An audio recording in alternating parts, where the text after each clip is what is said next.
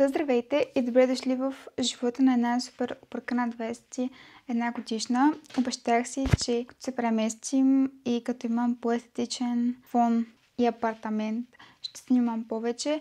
Това не се е случило по никакъв начин и се чувствам изключително виновна, че не съм направила нито един влог, откакто се преместихме, но реших, че днес, както и да протече деня, трябва да се случи това нещо, просто защото ми липсва да снимам и да споделям живота си и искам този влог да бъде някакси все едно сте ми най-добрата приятелка и ви споделям за това какво се случва в главата ми. Цялостно моите влогове дават този вайб, така че може да се абонирате, ако това е нещо, което търсите. И сега ще се гримирам, защото тествам теорията дали ако сутрин се гримирам, ще съм по-продуктивна и като цяло като се оправям за деня, защото аз не напускам дома си особено много и желателно, защото работя от вкъщи, подработя, имам предвид, рисувам, обработвам видеа в момента и снимам видео, което ще е добре да правя все по-често. И си мисля, че ако съм оправена, ще да са по-вероятно да съм по-продуктивна. И най-вече защото от мен се изисква да снимам разни неща. Снимам в TikTok клипчета как рисувам. Искам да развия профилът си в TikTok, свързан с рисуване. Ще го оставя някъде на екрана. Възобнових качването там след около 3 годишна пауза, така че все още малко се завръщам. И алгоритъма си спомня коя съм и колко видеа имах едно време. И това да трябва да седна се гримирам пред TikTok определено ме е спирала на моменти, така че ако съм се оправила на сутринта, си мисля, че има вариант да снимам повече видеа. Не искам да се гримирам всеки ден, защото не мисля, че е добре за кожата ми, но примерно 3 пъти в седмицата е така да седна и да се оправя, мисля, че ще е изключително добре за мен. Друго нещо, което питам в момента, е да спра кафето, защото ми се наложи да спра кафето, не по мое желание, но в момента, така или иначе, не мога да го пия. Реших, че ще опитам да не го пия известно време, да видя какво ще се случи като човек, който 14 годишен пие кафе. Тоест аз от 7 години пия кафе абсолютно всеки ден и всеки мой опит аз да спра стигаше с това да ме боли главата изключително много, но вече съм минала първите 2 дена, съответно няма да е чак толкова трудно. Аз не съм създадена за Get Ready With Me видеа, защото аз просто почвам да плямпам и продължавам да се блендирам в Nutella в продължение на 10 минути. Между другото, тук си имам и супер сладката гримьорна.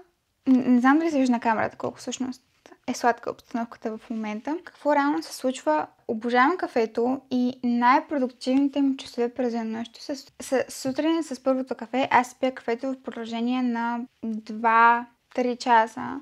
Понякога правя второ кафе и продължавам стрийка и това за мен са най-продуктивните часове. Обаче, след като свърша тези 2 кафета, аз не мога да си позволя безкрайно много кафета през деня, защото съм супер сенситивна към кофеин и както ми влияе супер добре и ме събужда супер много, така и не мога да спя от него, ако го изпия твърде късно и цялостно колкото повече кафе пия, толкова по-зле да съня ми.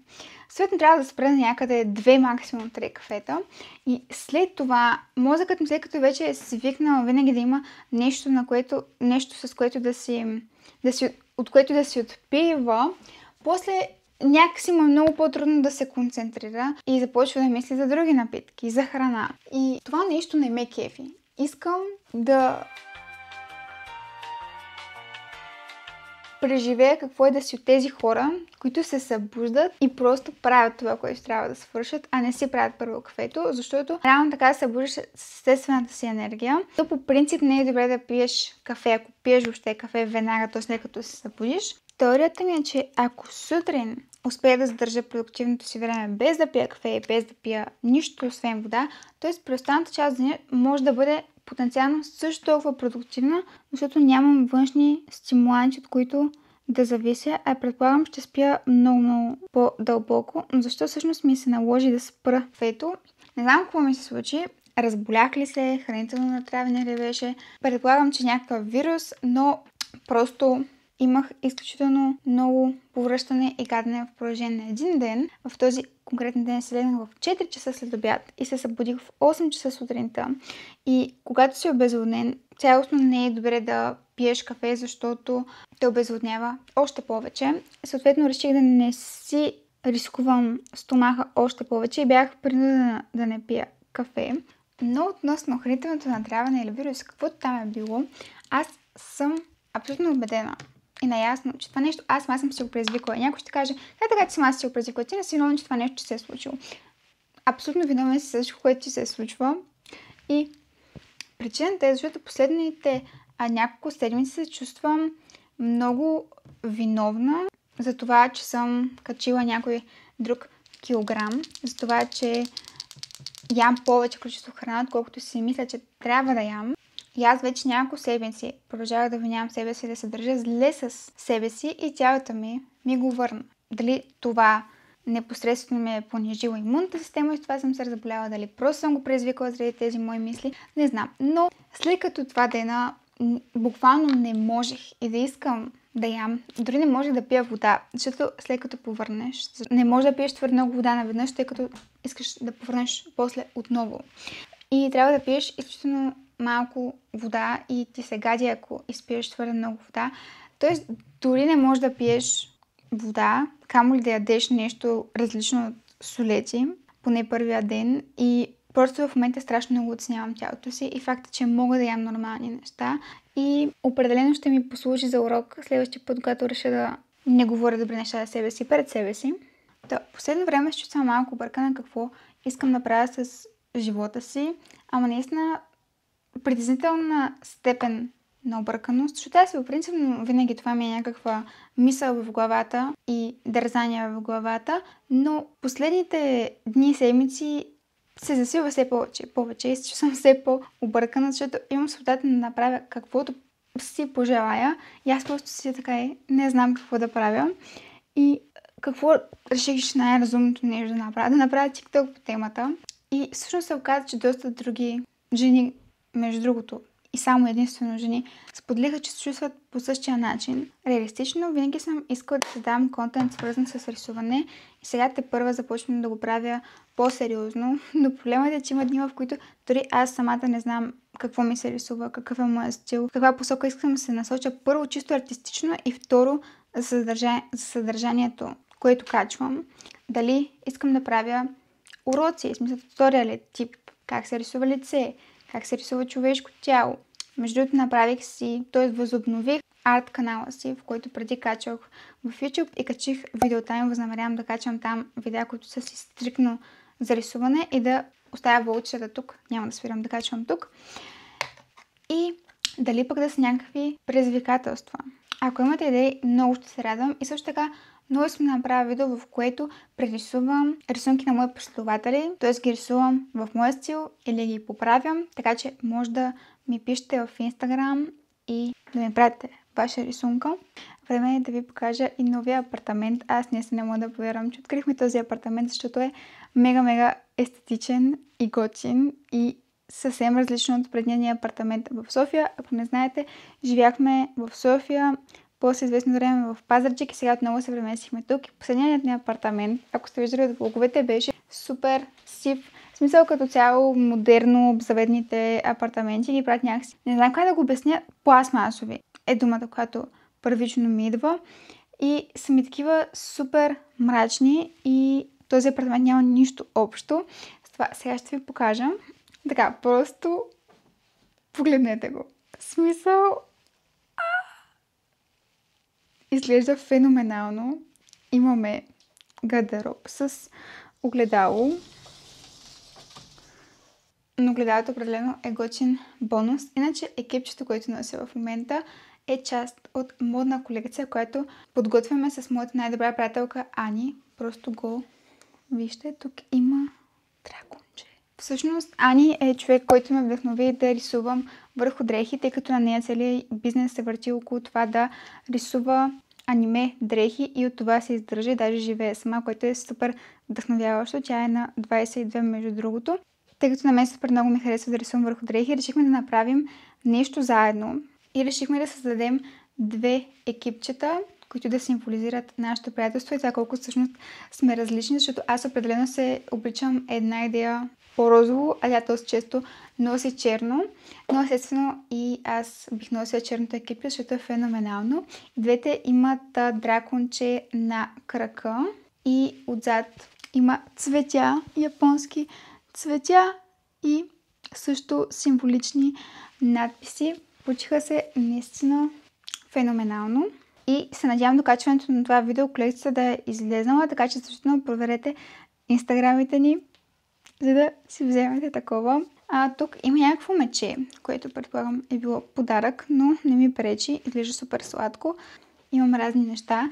Между този лосьон за тяло, случайно майка ми го откри.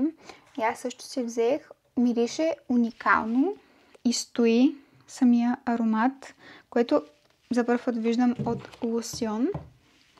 Тук имаме още едно огледало, както ви показах, което си е като гримьорна. Тук имаме, естествено, целият апартамент е пълен с мои рисунки. Изключително красиво. Игнорираме тази възглавница, която по никакъв начин не мачва, но като изключим това, продължаваме с отново моя картина. Тук си държа парфюмчетата, които използвам, и продължаваме към още една моя картина. Още една моя картинка, наистина целият апартамент е пълен с тях. И така, тук е муфинче. Здравей, муфинче. Здравей. Опа! Тук, освен че отново виждаме моя картина, виждаме и бюрото ми. Обикновено се случва така, че да работя в спалнята, но това не ми пречи по никакъв начин, защото е невероятна. И всъщност сега ще ви покажа няколко от нещата, които в последно време съм рисувала. Ако ви е интересно, ще ви покажа и целият апартамент, как изглежда, но сега ви оставям само спалнята. Да сте малко в невидение. И защото гостчето си лежи на дивана и не искам да го притеснявам. Започваме с тези две рисунки, които са извън скицника, тъй като са на ето тази хартия, която между другото е от Jumbo и много обичам да рисувам върху нея с цветни, ефтини цветни моливи, между другото, защото има повече текстура. Да, има и тази рисунка, но сега не съм чак толкова горда, просто има потенциал концепцията, но още я мисля. Тук има една рисунка, която нарисувах за TikTok с кафе, но и от нея не съм страшно горда, но в крайна сметка ви ги показах. Тъй като има текстура, е много приятно да се рисува върху нея. Ето това момиченце е потенциална картина. И ето тези трите, които също станаха доста свежички. Продължаваме с скицника ми. Всъщност не знам дали трябва да направя цял скетчбук тур, докъде съм стигнала в момента, но може набързо да ви прелистя. Тези много ме кефят. Да, тази е много готина и съм я снимала за Instagram. Тази не е чак толкова. По-скоро ще ви показвам добрите попадения, защото очевидно има доста лоши сред тях. Но това му е работата на скицника, да експериментираш. Както съм казвала много пъти. Да, ето тези двете много ме кефят. Обичам да рисувам сакрилни бои в скицника, тъй като хем рисуваш сакрилни бои, хем не се притесняваш, че е голямо платно, което може да прецакаш. Тук концепцията е важна и това бялото съм го правила с геохимикалка, затова изглежда толкова неадекватно. Правих подарък за рожден ден и си скицирах. Имаме фей. Какво друго да видим в моят скицник, освен фей. Тук недовършена картинка. Тук правих предизвикателство за TikTok с рисуване с 3 случайни цвята. Тук рисувах Георги, докато бяхме на спа на закуска. Ето това нарисувах вчера. Иначе се получи много готино. Детайлите на косата. Така. Тук рисувах око от скулптура. Тук се заражда идея за картина. Тези също ги рисувах вчера. Сега ще обясня каква е идеята, но първо да се насладим на тези прекрасни момиченца.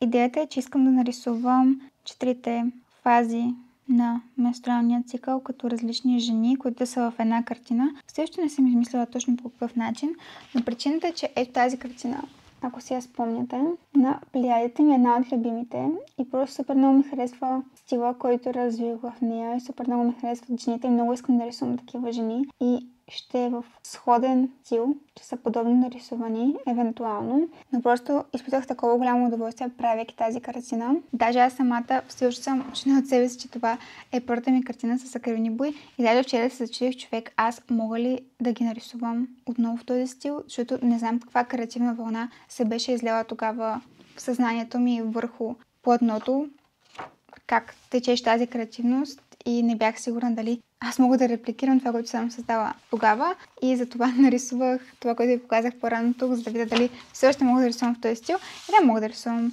в него. Просто иска да тествам.